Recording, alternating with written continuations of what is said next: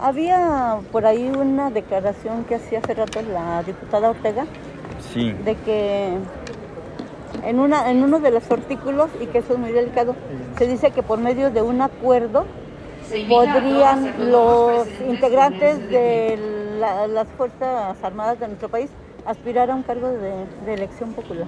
Ciudadanas Ajá. González ¿Qué Si son les parece, Ajá. refiero primero en términos generales la posición del PAN. Lo hemos dicho desde el primer momento. Nosotros estuvimos total y resueltamente en contra de este periodo extraordinario, no por negarnos a que exista un periodo extraordinario en sí.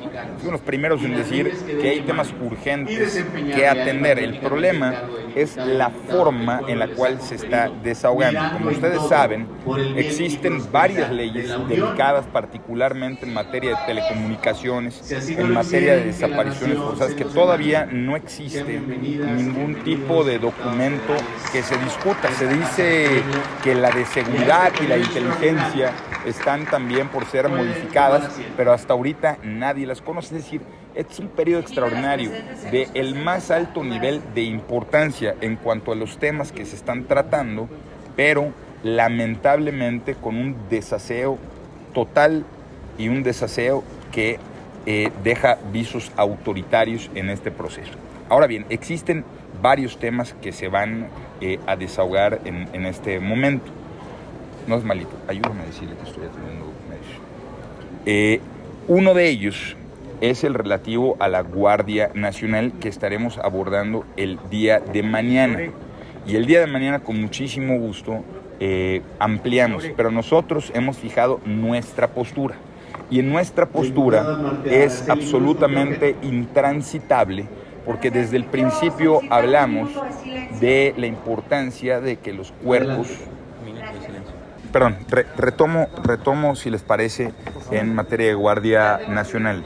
Esta es una reforma que sin duda completa el círculo de lo que advertimos hace 7 años, de la intención de militarizar por completo las tareas civiles de seguridad y proximidad civil, porque la proximidad social se basa en un tipo de entrenamiento policial que no es el entrenamiento militar y que en estas normas ya se establece sin tapujos, sin disfraces, que se trata de un entrenamiento netamente militar.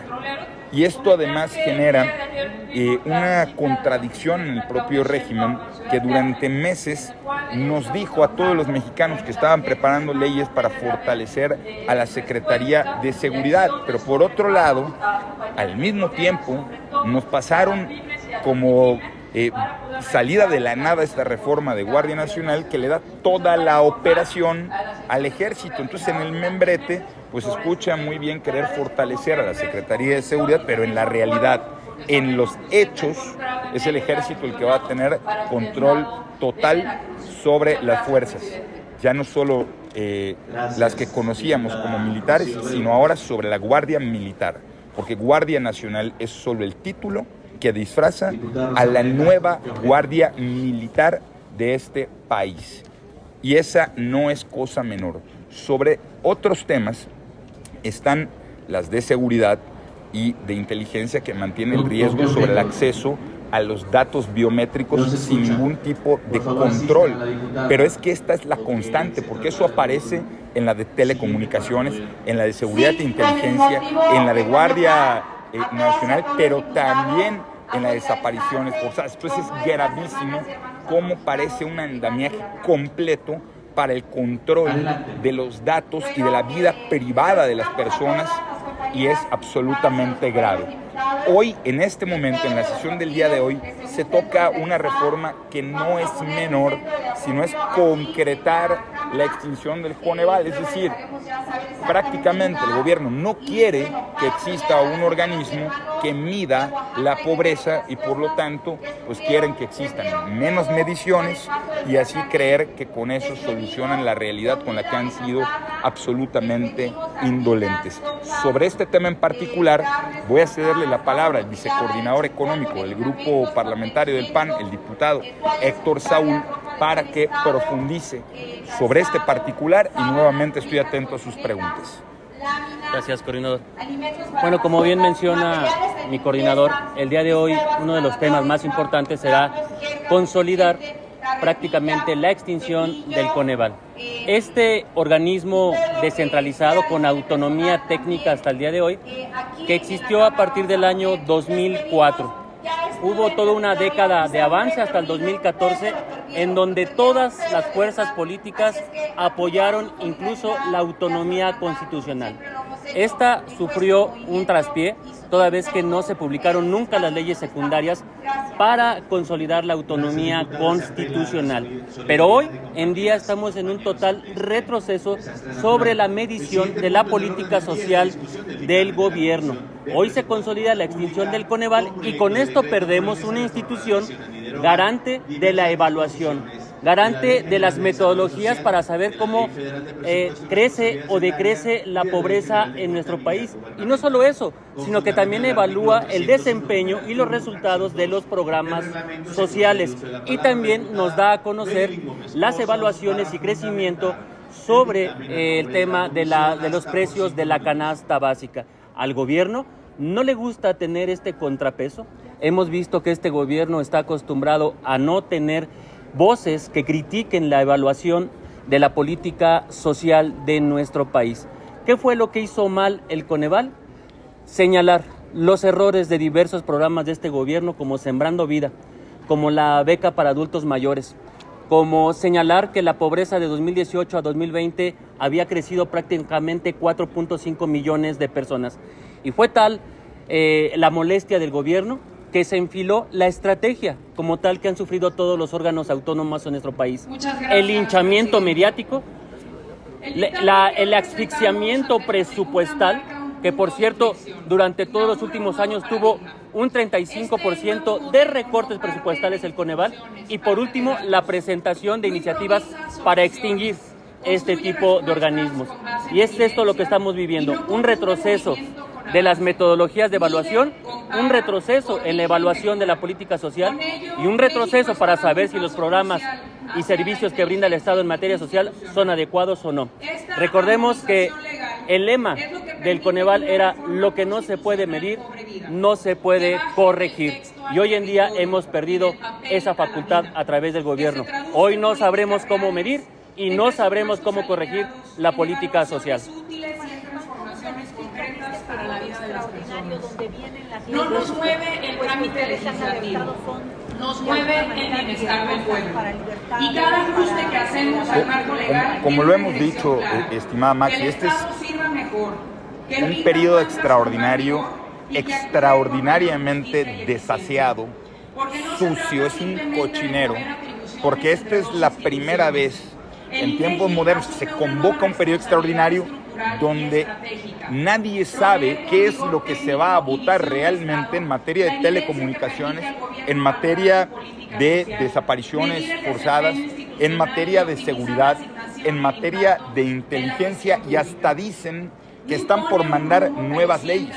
Pues es que es lo más indigno que puede haber para el Congreso de la Unión y lo más riesgoso que puede haber para la patria y para las libertades personales, porque están en juego el uso de datos personales, la vida privada de las personas, la seguridad y la militarización con la que pretenden avanzar el régimen, y nosotros creemos que es absolutamente riesgoso, y más hacerlo sin la discusión, sin los consensos necesarios, no solo con la oposición, sino con toda la sociedad civil, que hoy desconoce cuáles son las modificaciones que se van a proponer y que lo van a hacer al vapor, que lo van a hacer de forma acelerada y que es totalmente riesgoso. Diputado, ustedes le han preguntado a Monreal, en este caso, ¿por qué mimetizar a la Guardia Nacional y no reconocer abiertamente que va a ser militar? ¿Para Es que no hay duda. Ya no hay mimetización, ya no hay disfraz. cambiaron la Constitución para que tengan mando militar. Y ahora cambian la formación para que sea formación militar. Cambian los tribunales a los que van a asistir los integrantes de la Guardia y van a ser tribunales militares, que esto tiene dos particularidades. Primero, pues está claro que ni la Guardia Nacional se quiere someter a los jueces de la farsa de la elección anterior. Pues está claro que ellos pidieron no someterse ante los jueces de la 4T. Está clarísimo. Pero además, en donde no existe claridad, es cómo quedan los ciudadanos cuando quienes realizan tareas de proximidad con entrenamiento militar se someten a tribunales militares y no civiles.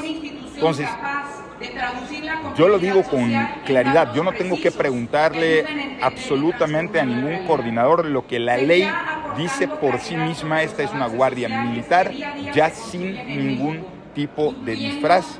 Es decir, llevan 7 años diciéndonos que querían hacer más fuerza civil y lo que advertimos se cumplió. Las intenciones eran siempre totalmente militares. Coordinador, dices... Perdón, te escucho más y yo te oigo.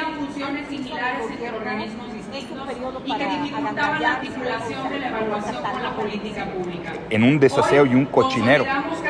En un desaseo y en un cochinero. Porque, a ver, tienen los números y tienen a los legisladores para haber hecho un periodo extraordinario, si era necesario, extendido. O bien, para primero procesar los dictámenes. Habían ofrecido mesas de diálogo, habían ofrecido que no iban a pasar dictámenes sin terminar de dialogar con todos los interesados. Pues hoy vemos que eso fue una mentira.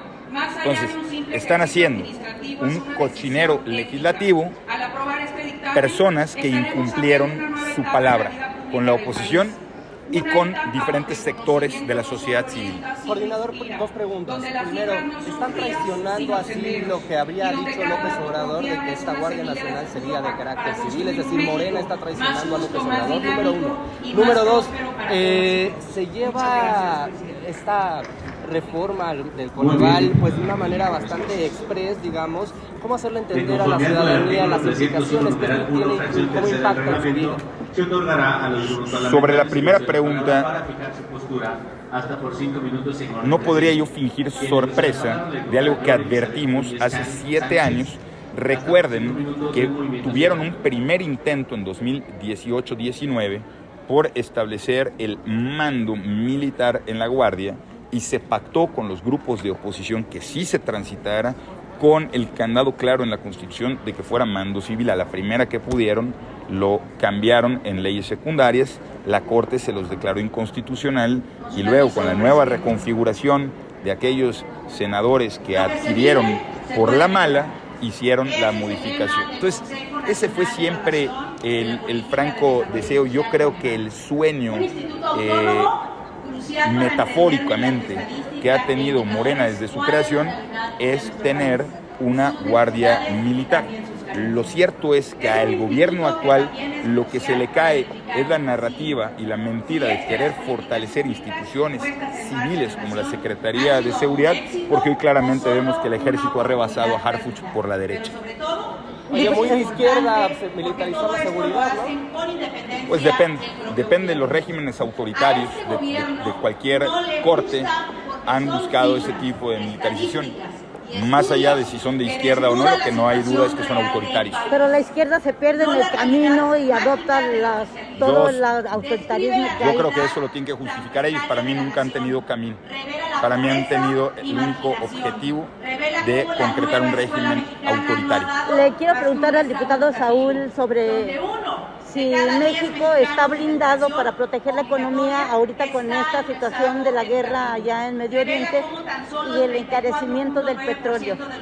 Pues yo creo que el tema de la guerra desatada en Medio Oriente, aunado a la guerra que vive Ucrania y Rusia, es un factor más que se suma a los aranceles que tenemos encima en la industria automotriz, en la industria del acero, en la industria del aluminio. Se suma a la amenaza del impuesto sobre remesas y creo que es un panorama gris el que presenta actualmente la economía. No hay un blindaje de este gobierno para proteger la economía nacional. Tenemos creciendo los precios de la canasta básica, se acabaron los fondos de estabilización, se han promovido iniciativas y leyes regresivas que no dan certeza a las inversiones en nuestro país. Y nosotros creemos que el Plan México tampoco ha funcionado. Entonces creemos que no hay un blindaje como tal para la economía nacional. La refinería clandestina que se encontraron en Coatzacoalcos está produciendo, bueno, la de Tabasco ni produce, esta dice que 500,000 millones de barriles.